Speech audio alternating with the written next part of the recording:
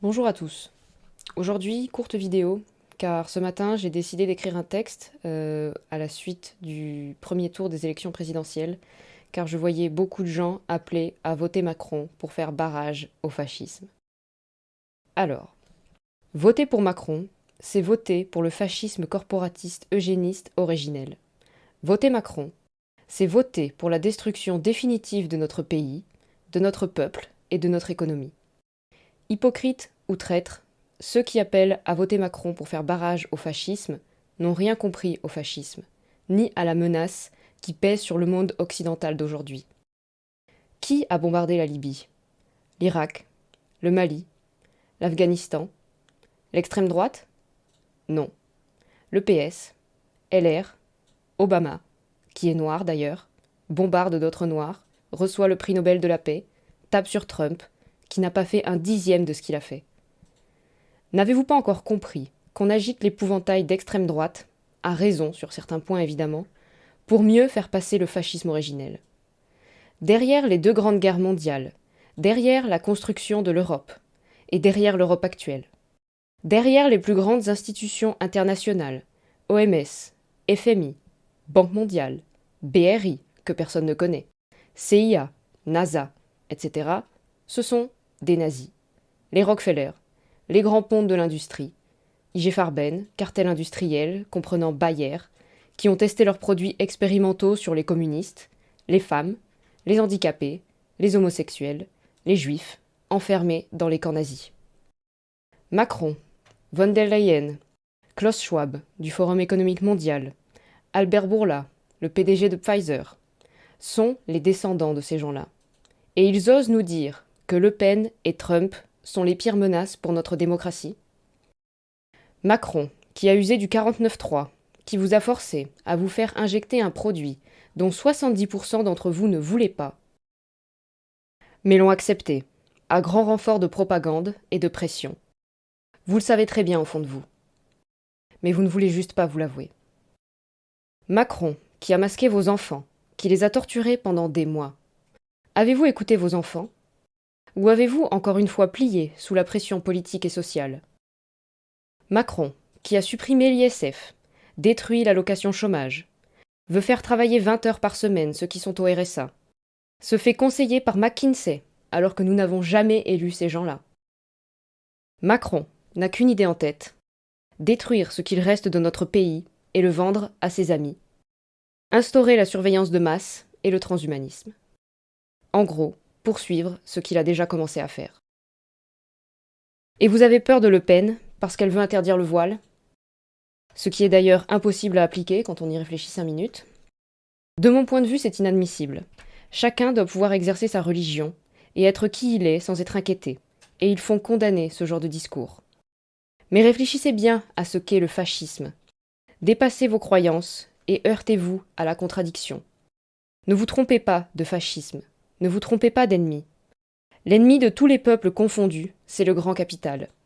La finance internationale, qui veut asservir l'humanité sans distinction de couleur, d'ethnie ou de culture. Celui qui, sous son rouleau compresseur, met les peuples du monde à l'agonie depuis plus d'un siècle. Celui qui ne place pas un peuple au-dessus d'un autre, mais une caste au-dessus d'une autre. Scoop, vous êtes des cafards pour ces gens-là.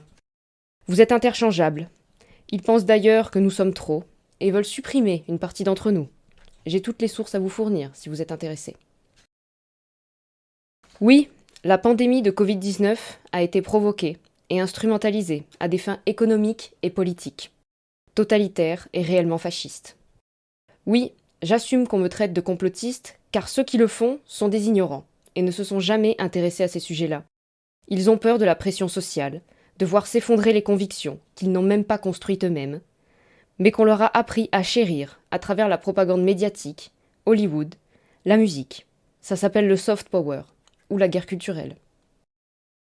Si certains sont intéressés par des sources, des preuves, ou des écrits venant appuyer ce que je raconte, vous savez où me trouver. Je tiens à rappeler à tous que j'ai dédié les 2 dernières années de ma vie à la compréhension du monde. J'ai traduit des dizaines et des dizaines d'experts, écouté des centaines d'autres, et cela m'a valu d'être ignoré, raillé, voire insulté par certains, que je ne citerai pas ici, car je ne suis pas dans une guerre d'ego stupide. Le problème est qu'il ne s'agit pas de moi ici. Il s'agit de nous tous, de notre pays, de nos pays. L'heure est trop grave. Les nazis qui sont à nos portes font passer les petits fachos pour les grands méchants. Ils s'enveloppent dans le voile de l'inclusivité, du droit des femmes, des LGBT, des minorités, mais sont pires en tout point que ce qu'ils accusent. D'ailleurs, les nazis, ça ne vous rappelle pas l'Ukraine ? Oh non, pardon. Les médias ont dit que Poutine était très méchant et qu'il n'y avait pas de nazis en Ukraine. Eh bien si, il y en a. On leur envoie des armes et du fric d'ailleurs. Je ne suis pas ici pour vous dire pour qui voter. Vous êtes assez grand, mais pour vous dire de ne pas vous tromper de fascisme et d'aller consulter ce que ces vilains complotistes ont à dire plutôt que de les mépriser ouvertement. Pour construire une démocratie réelle, il ne faut pas de tabou. Il faut pouvoir parler des sujets qui fâchent calmement et trouver des solutions entre adultes responsables, pas entre adolescents capricieux. Je suis et ai toujours été pour le pouvoir au peuple, pour le pouvoir de chacun de décider ce qu'il souhaite pour sa vie, pour ses enfants, pour sa communauté, pour la paix et l'harmonie entre les êtres humains. Sans dialogue, pas de démocratie. Sans adultes responsables non plus. D'ailleurs, Marine Le Pen, au-delà de sa sincérité, soutient publiquement le RIC, le référendum d'initiative citoyenne, et propose de l'intégrer dans son programme. Certes limité et critiquable, mais elle le promeut, contrairement à Macron qui en a peur. À bon entendeur, bon effondrement à tous.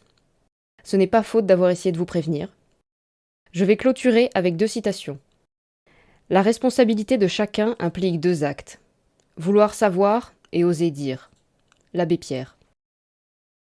Les élections sont une comédie, et les européistes vivent avec une idée fausse de leur rapport propre avec la démocratie, avec un élément de fausse conscience.